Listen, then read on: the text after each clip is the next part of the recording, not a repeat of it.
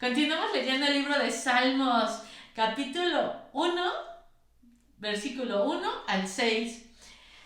Libro primero. En este libro los salmistas alaban a Dios porque Él es justo.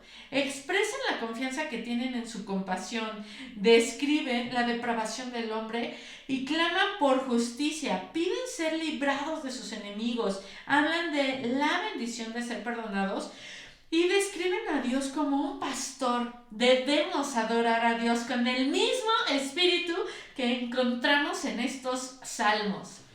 El tema de este primer capítulo dice: los dos caminos de la vida, el contraste entre la vida de alguien fiel y la de alguien sin fe. El autor es anónimo. Versículo 1. ¡Qué alegría para los que no siguen el consejo de malos, ni andan con pecadores, ni se juntan con burlones, sino que se deleitan en la ley del Señor, meditando en ella día y noche! Son como árboles plantados a la orilla de un río que siempre dan fruto en su tiempo. Sus hojas nunca se marchitan y prosperan en todo lo que hacen. No sucede lo mismo con los malos. Son como paja inútil que esparce el viento. Serán condenados cuando llegue el juicio. Los pecadores no tendrán lugar entre los justos, pues el Señor cuida el sendero de los justos, pero la senda de los malos lleva a la destrucción.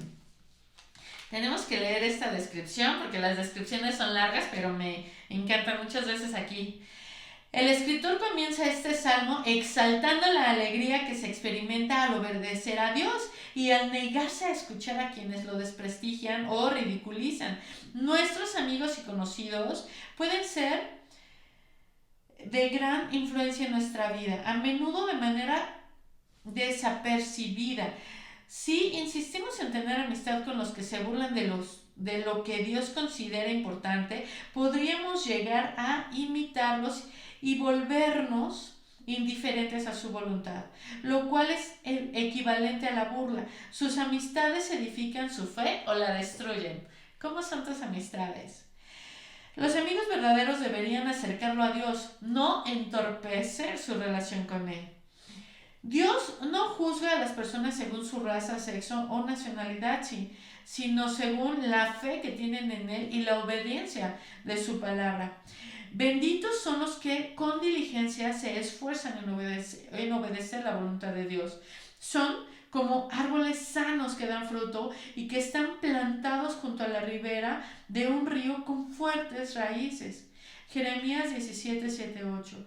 Dios promete cuidarlos y su sabiduría guía su vida. Por otro lado, los que no confían en Dios ni lo obedecen tienen una vida sin significado que vuela como el polvo cuando sopla el viento. Lo voy a leer nuevamente. Por otro lado, los que no confían en Dios ni lo obedecen tienen una vida sin significado, que vuela como el polvo cuando sopla el viento.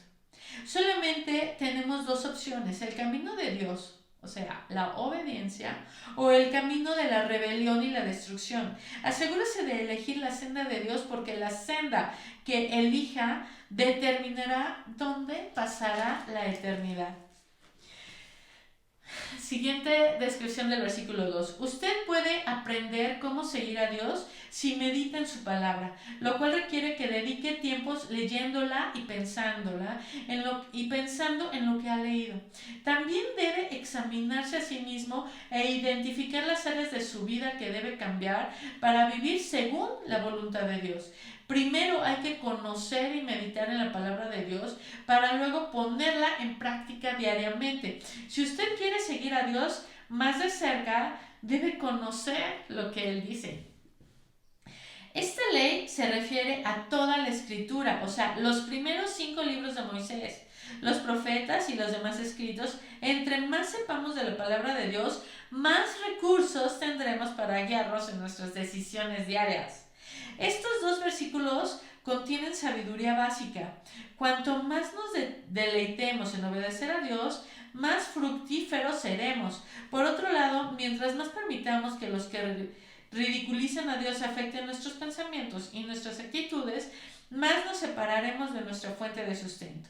Debemos tener contacto con los no creyentes si queremos hablarles de Dios, pero eso no significa que debamos imitar su conducta pecaminosa. Si a usted le gusta la miseria, pase su tiempo con pecadores, burlones, pero si desea la bendición de Dios, cultive la amistad de los que aman a Dios y su palabra. La descripción del versículo 3 dice: la expresión prosperan en todo lo que hacen no supone inmunidad al fracaso o a las dificultades.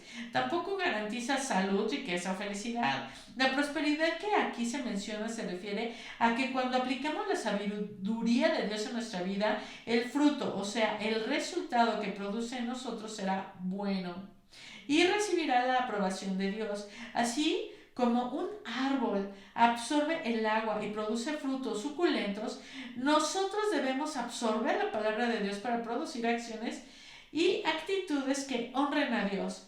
Para alcanzar logros que valgan la pena, debemos tener la palabra de Dios en nuestro corazón.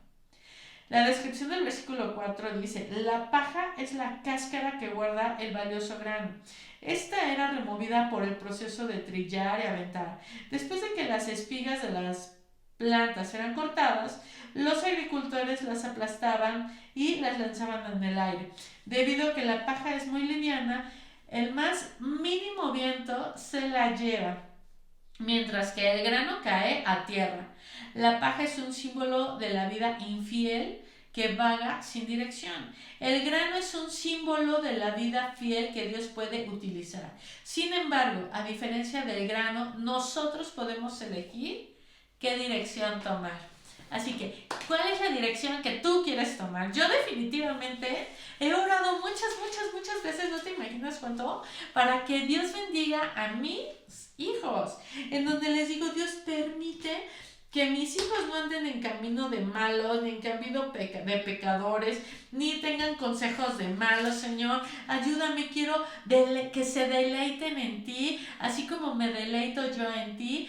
Yo quiero, Señor, meditar de día y de noche, despertar y hablar contigo, dormirme y hablar contigo, soñar contigo, que tú me cuidas, me guardas mis sueños. Sí, aquí como dice, Dios nos va a prosperar, pero es esa cosa, eso que Dios nos está diciendo, de Él nos va a prosperar sabiendo que a pesar de cada prueba que Dios manda que permite en nuestra vida, pues solamente son para formar nuestro carácter, para hacernos mejores. Y yo te lo digo porque cuando después conozcas una parte de las pruebas que he tenido que vivir, pues vas a saber que son fuertes, pero con Dios todo esto se me ha hecho muchísimo más fácil.